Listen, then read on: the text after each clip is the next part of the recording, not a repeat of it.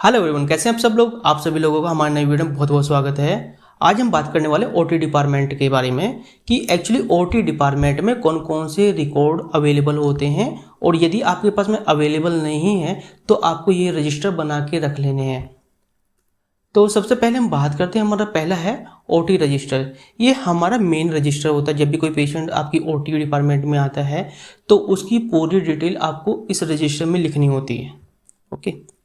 Second आता है anaesthesia. जब किसी पेशेंट का अनेस्थीसिया होता है तो उसकी डिटेल पूरी आपको फिल करनी पड़ेगी, एक रिकॉर्ड ये बनाना पड़ेगा आपको। नेक्स्ट आता है प्री ऑपरेटिव चेकलिस्ट। कितने पेशेंट की प्री ऑपरेटिव चेकलिस्ट फिल की गई है उसके ब्याह पे भी आपको एक रजिस्टर बनाना पड़ेगा। ठीक है। नेक्स्ट आता है आपका WHO surgical safety checklist register. अब मैंने कल भी आपको बताया था कि जब भी आप किसी पेशेंट्स के ऊपर वर्क करते हो, आपने उसकी सर्जिकल सेफ्टी चेकलिस्ट फिल की या नहीं की, आपने डेटा कैप्चर कैसे किया, आपने ऑडिट के थ्रू किया था। लेकिन जब आप इसके लिए एक रजिस्टर बना लोगे या एक चेकलिस्ट बना लोगे कि किस किस पेशेंट की सर्जिकल सेफ्टी चेकलिस्ट फिल हुई या नहीं हुई, उससे आप डेटा को मॉनिटर कर सकते हो। नेक्स्ट आता है आपका instrument equipment sterilisation register. CSD से जितना भी इक्विपमेंट इंस्ट्रूमेंट आपके पास में आते हैं डिपार्टमेंट में, वो प्रॉपर इक्विपमेंट स्टेलाइज है या नहीं है, उसके लिए भी आपको एक रजिस्टर बनाना पड़ेगा। Next implant register. यदि किसी पेशेंट को इम्प्लांट डाल रहे हैं उसका रजिस्टर भी आपको बना के रखना है। अभी नेक्स्ट मैं इसके फॉर्मेट के बारे में बताने वाला हूं कि जब आप इस रजिस्टर को बनाओगे तो फॉर्मेट आपको कैसे यूज करना, एज पर NABH और एज पर JCI। नेक्स्ट आता है हमारा ट्रांसफ्यूजन रजिस्टर्स। यानी यदि किसी पेशेंट्स का ऑपरेशन हो रहा है, यानी किसी का कोई भी प्रोसीजर हो रहा है, उस टाइम पे जो ब्लड की रिक्वायरमेंट रहती है, कितने पेशेंट को आपने ब्लड दिया है, उसी से आप क्या करोगे, जो आपका ब्लड ट्रांसफ्यूजन रिएक्शंस होता है, ब्लड ट्रांसफ्यूजन टेस्ट होता है, वो भी आप तीनों करके एक ही रजिस्टर के अंदर कंबाइंड डेटा कैप्चर कर सकते हो। नेक्स्ट आता है एडवर्स इवेंट इंसिडेंट रजिस्टर। यदि आपकी ओटी में कोई भी एडवर्स इवेंट होता है या कोई भी इंसिडेंट होता है पेशेंट से रिलेटेड, उसके लिए भी आपको प्रॉपर एक डॉक्यूमेंट बनाना है। उसमें आप अपना रजिस्टर रख सकते हो जो कि आपका मास्टर रजिस्टर होगा। नेक्स्ट आता है ओटी इन्फेक्शन कंट्रोल। आपको पता है ओटी में इन्फेक्शन बहुत जल्दी होता है, तो उसमें आपने जो एयर सैंपल आप लेते हो, फ्यूमिगेशन आप कराते हो, डीप क्लीनिंग कराते हो, उसके लिए भी आपको प्रॉपर एक रजिस्टर बना के रखना है। और ये आपका कम से कम 3 साल से 5 साल के लिए अवेलेबल होना चाहिए डिपार्टमेंट में। ऐसा नहीं है कि आपका जो रजिस्टर फिल हो गया उसके बाद हमने डिस्कार्ड कर दोगे, नहीं, वो 3 से 5 साल के लिए आपके पास में स्टोर होना चाहिए। चाहे आप उसे स्टोर रूम में रखें, MRD डिपार्टमेंट में सबमिट करें या फिर अपने OT डिपार्टमेंट में रखें। नेक्स्ट आता है हमारा, नेक्स्ट है OT हैंडओवर रजिस्टर। जब भी आपकी OT में स्टाफ चेंज होता है, वो डॉक्टर्स होता है चाहे नर्स होता है, उसके लिए भी आपको एक रिकॉर्ड बनाना है। ठीक है। नेक्स्ट आता है आपका बायोमेडिकल वेस्ट डिस्पोजल रजिस्टर। जितना भी आपका OT से बायोमेडिकल वेस्ट डिस्पोजल हो रहा है डेली बेसिस पे, उसको भी आप मॉनिटर कर सकते हो। क्योंकि आपने जब देखा होगा हॉस्पिटल में जो आपका हाउसकीपिंग इंचार्ज होता है या फिर आपका बायोमेडिकल वेस्ट मैनेजर होता है, वो इस चीज़ को मॉनिटर भी करता है कि भाई किस डिपार्टमेंट के अंदर से कितना बायोमेडिकल वेस्ट डिस्पोजल हो रहा है। नेक्स्ट आता है OT equipment and maintenance register. Next होना चाहिए आपके पास जो भी OT इक्विपमेंट आपके पास में अवेलेबल हैं वो प्रॉपर वर्किंग में है या नहीं है, या कोई ब्रेकेज तो नहीं है, वो सब आपको मेंटेन करना है। ठीक है। नेक्स्ट आता है OT medicine and consumption stock register. यहाँ पे बहुत ज़रूरी है आपकी OT के अंदर जो भी मेडिसिन आपके पास अवेलेबल है, आप मोस्टली आपको पता है कि आपके जो क्रेडिट कार्ड है उसके अंदर मेडिसिन अवेलेबल होती है, लेकिन आप कुछ स्टॉक भी अपनी डिपार्टमेंट में रखते हो इमरजेंसी सिचुएशन के लिए, तो उसके लिए भी प्रॉपर आपको एक रजिस्टर बना के रखना है। नेक्स्ट आता है post operative recovery room register. जब भी आपका पेशेंट पोस्ट ऑपरेटिव में जाता है तो वहाँ पे भी रिकवरी रूम में आपके पास रजिस्टर अवेलेबल होना चाहिए। नेक्स्ट है OT staff attendance and duty roster.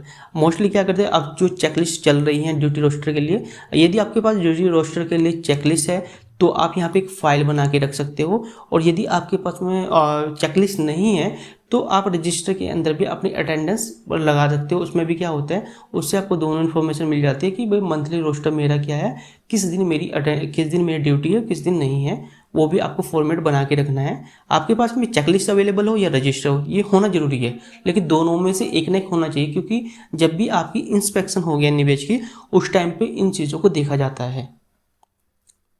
Next आता है ओटी रजिस्टर, जो मैंने बोला था इसे हम मास्टर रजिस्टर भी बोलते हैं और दूसरा इसे सर्जरी रजिस्टर भी बोलते हैं, क्योंकि आपको पता जो सर्जरी की जो अपॉइंटमेंट होती है वो आपकी ऑनलाइन होती है ऑफलाइन होती है। ठीक है, आपके पास में जो डेटा आता है ऑलरेडी अवेलेबल होता है कि भाई जो अपॉइंटमेंट है हमें मिली है, ऑनलाइन मिली है, ऑफलाइन मिली हुई है, उससे भी आप वेरीफाई कर सकते हो। लेकिन दूसरा ये पेशेंट वो पेशेंट्स होते हैं जो आपके ओटी के अंदर आके एंटर करते हैं, यानी उनको रिसीव किया जाता है। पहला सबसे पहले होता है जब भी आप इस रजिस्टर को बनाओगे उसमें डेट होगी, सेकंड आएगा ओटी नंबर, उस पेशेंट का ओटी नंबर क्या है, थर्ड होगा आपका आईपीडी और ओपीडी नंबर, और यहाँ पे सेकंड एक आपका यूएचआईडी नंबर भी होगा। ठीक है, इन दोनों में से कोई सा आपके पास में अवेलेबल होना चाहिए। ठीक है, नेक्स्ट आता है पेशेंट का नाम क्या है, सेकंड उस पेशेंट की एज क्या है, उसके बाद सेक्स में वो मेल है या फीमेल है, ये भी आपको लिखना है। नेक्स्ट आता है डायग्नोसिस, उस पेशेंट का जो सर्जरी किस ब्याह पे उसको क्या डायग्नोस करने वाले उसका आपको पूरा नाम लिखना है। ठीक है, नेक्स्ट आता है नेम ऑफ सर्जरी। नेक्स्ट आता है जो आपका सर्जन है उस सर्जन का नाम लिखना है, जो भी डॉक्टर्स आपके पास अवेलेबल है जो भी उसकी सर्जरी करेगा उसका नाम होना चाहिए। नेक्स्ट होना चाहिए असिस्टेंट सर्जन, भाई पहला सर्जन हो गया, दूसरा आपका असिस्टेंट सर्जन होगा, उसका नाम होना चाहिए, क्योंकि वहाँ पे जब आप नाम लिखोगे ना तो वहाँ पे सिग्नेचर भी आपको करने पड़ेंगे उसके। ठीक है, उसके बाद में जो एनेस्थेटिक है जो भी आपका उसका नाम होगा। नेक्स्ट टाइप ऑफ अनेस्थीसिया, यदि उस पेशेंट की सर्जरी हुई है तो उसे किस तरह का अनेस्थीसिया दिया गया है उसके बारे में भी आपको यहाँ पे लिखना है। ठीक है, आपका एलए या एसए वो आपको पता होगा, उसके भी आप लिख सकते हो। उसके बाद आता है जब भी आपके ओटी के अंदर कोई भी पेशेंट आता है उसका इन टाइम क्या है, उसका आउट टाइम क्या है, वो दोनों भी आपको लिखना है, वो भी दोनों आपको लिखने हैं। उसके बाद आपके pre op and post op notes, ठीक है, ये भी आपको उसमें आपने pre op notes and post op notes available है या नहीं है, उसमें भी आप यस या नो का सिंबल रख सकते हो। ठीक है, उसके बाद आता है कॉम्प्लिकेशंस, यदि उस पेशेंट को कोई भी कॉम्प्लिकेशंस हुई है उसके बारे में भी आपको डिटेल में लिखना है। नेक्स्ट आता है अदर, यदि यहाँ पे अदर में डाल सकते हो आप यहाँ पे रिमार्क में यदि कोई भी आपको इश्यूज मिलता है या फिर इसमें कोई चेंजेस हैं आप वो सब रिमार्क में लिख सकते हो। तो जब भी आप ओटी का मास्टर रजिस्टर बनाओगे तो इस पैरामीटर को यूज़ कर सकते हो ओटी रजिस्टर बनाने के लिए। ठीक है, क्योंकि इसका बेनिफिट आपको तब भी होगा जब आप टेट मॉनिटर करोगे। ठीक है, सर्जरी का टेट मॉनिटर करोगे ना, जैसे हम ओटी यूटिलाइजेशन निकालते हैं तो वहाँ पे भी इसकी ज़रूरत पड़ेगी, तो उसके लिए भी आपके लिए बेनिफिशियल होने वाला है। नेक्स्ट है एनेस्थीसिया रजिस्टर, अब जो भी आपके पेशेंट प्रोसीजर होता है उनकी सर्जरी होती है तो उनका एनेस्थीसिया भी होता है, तो एनेस्थीसिया का भी डेटा आपको कैप्चर करना, उसके लिए प्रॉपर आपको एक रजिस्टर बना के रखना है।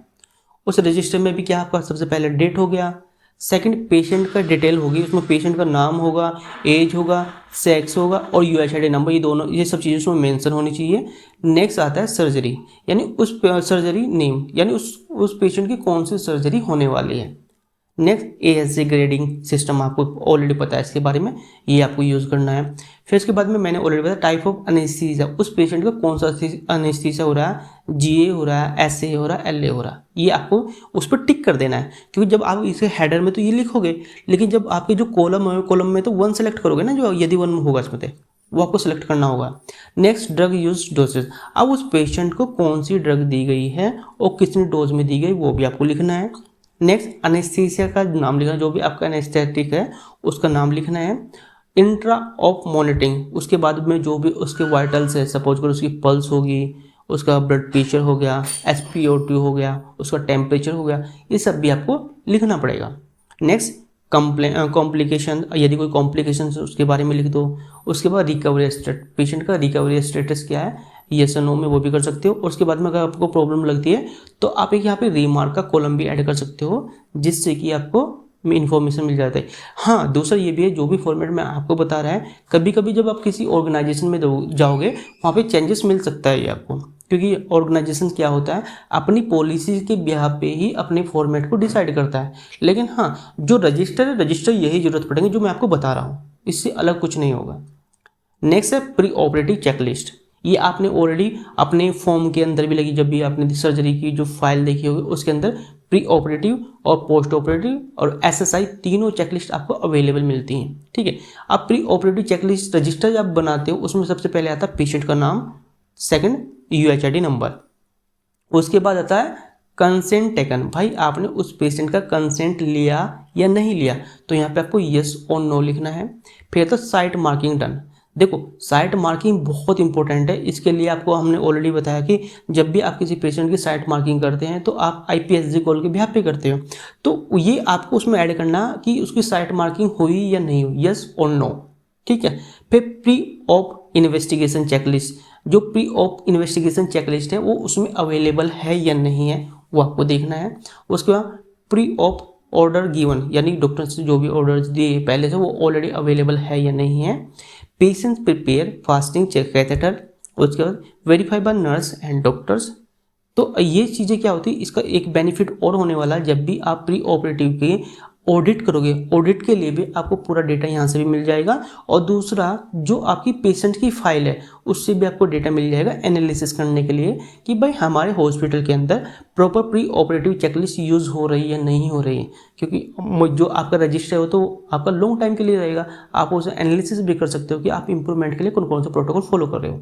नेक्स्ट है इम्प्लांट रजिस्टर। यहाँ पे मैं सिर्फ 4 से 5 रजिस्टर के बारे में बताने वाला हूँ। यदि आप चाहते हो कि सबका चाहिए तो मैं आपको डिस्क्रिप्शन में नीचे दूंगा, वहाँ पे जाके आपको लिंक मिलेगा, उस पर जैसे क्लिक करोगे तो आप उस फाइल को डाउनलोड कर सकते हो। नेक्स्ट इम्प्लांट रजिस्टर, ठीक है। इसमें भी सबसे पहले क्या होगा, सबसे पहले आएगा आपकी डेट, सेकंड आएगा पेशेंट का नाम और UHID नंबर, थर्ड आएगा टाइप ऑफ इम्प्लांट, यानी किस टाइप का इम्प्लांट आया। उसके बाद नेक्स्ट आएगा बैच नंबर या लोट नंबर जो आपके इम्प्लांट पे मिलेगा, सॉरी। उसके बाद आएगा मैन्युफैक्चरिंग, जो कंपनी होगी ना उस कंपनी का नाम आएगा कि मैन्युफैक्चरिंग किसने किया है। नेक्स्ट एक्सपायरी डेट, उसकी जो इम्प्लांट है उसकी एक्सपायरी डेट क्या है, अब किस सर्जन ने उसको यूज़ किया या किसने उसको मंगाया उसका नाम। अब यहाँ पे आता है स्क्रब नर्स सिग्नेचर्स, क्योंकि स्क्रब नर्स के सिग्नेचर भी चाहिए, ये आपको पूरे अपने रजिस्टर के अंदर मेंशन कर लेना चाहिए। ओके, आज के लिए इतना ही, थैंक यू वेरी मच। अब नेक्स्ट वीडियो में मिलेंगे, मैं आपको बताऊंगा स्क्रब नर्स के बारे में कि एक्चुअली स्क्रब नर्स OT में क्या क्या काम करती है। इससे रिलेटेड कोई भी क्वेरीज है आप मुझे कमेंट करके बता सकते हैं। धन्यवाद।